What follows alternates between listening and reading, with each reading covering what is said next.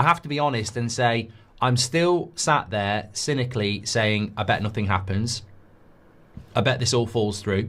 I bet this is just an international break story that will die a death as soon as the football comes back. And I'm on board with that. But then the pragmatic me that has no emotion involved says, well, hold on a minute. You're just saying that because you're fed up of 20 years of the Glazers and you just think it's never going to change. Look at what's happened in the last 24 hours. You have a tweet from somebody very connected who shouldn't do that just to wind people up and hasn't. He's verified it 12 hours later. We now know where the money's coming from, and it's not Saudi and it's not Qatar, as was said. And they are willing to bid for the club.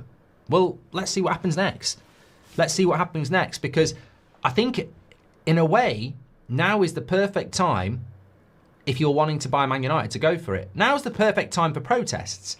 Now's the perfect time to get games called off. Now is the perfect time to target brands and sponsors of Manchester United. It's the perfect time. But there are no protests, there are no games being called off, and there are no targeting of sponsors. That's fine.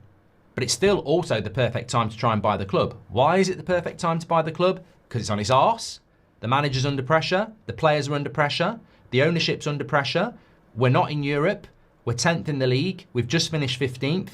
This is the time where if you come up with a viable option and you make it public that you want the club, I think every Man United fan, not every Man United fan, some people will be opposed to it, but most Man United fans are going to go Glazers out, Ineos out, let the new people buy it. So if there was somebody waiting for the perfect time to make a public play for Manchester United, now's the perfect time to do it.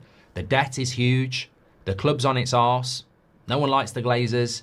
Now's the time to do it. So what I would say is let's wait and see what happens over the next days and weeks, and if this comes to fruition. Because I think if they push it and they become legitimate, I mean, look, the Qatari bid at no point was visible, really, was it? I mean, people, even Sir Jim Radcliffe, I think, questioned whether Sheikh Jassim was actually real. I think there's a lot that could be learnt from that, and maybe that's why there's talk of ex-players, because, I mean, it'd be very interesting if Rio Ferdinand gets involved, considering he was on the Glazer gravy train in the summer in the States. But, you know, ex-players go where the money is as much as players go where the money is. But if you make it visible and you go, this is our... I mean, it might not be a good idea to get Rio involved. That might put people off. But, you know, if you could get Beckham involved or, who, you know, Class of 92, and you make your bid very visible, I think that in the modern world becomes a big pressure. I think the Red Knights, was it 2011? I think they, in the modern day, probably would have been successful, because with social media and everything, a visible presence would be really, really good. Trigger says, what about Rooney and Beckham? If I had to pick two ex-players to be the face of a takeover, I think right here, right now, Rio, to me, very, very good player, but there's too many mess ups. You know, I'm hearing on my phone on a train station about Qatar tomorrow. He acts like an influencer. Not for me. You can't use people. There's certain people you just can't use at the moment. So, who I would use, I think Beckham and Rooney would be quite good. Yeah. Roy Keane would be very good as well, because he represents something else. Roy Keane would be very good because he represents something else. Like, we know he doesn't get on with Sir Alex, and I think that's a real shame, but he represents Man United in a different way. So I think Roy Keane would be very good, actually. I don't know whether he'd want to do it. Personally, I'd like Gary Neville involved. I'd like Nicky Butt, Paul Scholes. I think all those lot represent what Man United's all about. Ryan Giggs, people like that. I know some people would say that's too controversial, but we're talking about football here and what they've done for the football club. Yeah, definitely. I don't think Cantona. I think Cantona is an absolute legend, but I think we want to be serious. People like Patrice Evra, no.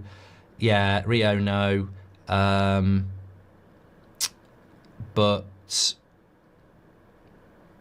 yeah, I think Roy Keane or the Class of 92, they're the people I'd be looking at, really. Yeah. But I don't look, ultimately, we need a visible presence of who this investment group is. And can I just say this as well? I completely and utterly take on board that there are sections of our fan base that do not want Middle East, Saudi, Qatar, UAE money in Man United. I know that. I understand that. I'm not blind to that. Human rights issues, a lot more than that. They do not want it. You have to respect that, whether you agree with it. Freedom of speech. God, I mean, if we've not learnt anything in recent times, is that, you know, people are allowed to have an opinion as long as it doesn't become abusive and everything like that. Let them have their opinion, even respect it if you want. But this doesn't have to be the only horse in the race. If the Glazers are still thinking about selling, let's hope that there's somebody else that steps forward as well. As I said, it might be Sir Jim Ratcliffe who tries and buys the whole club. You know, remember what people said about 2026? They were talking out their arse, but in a way it could happen.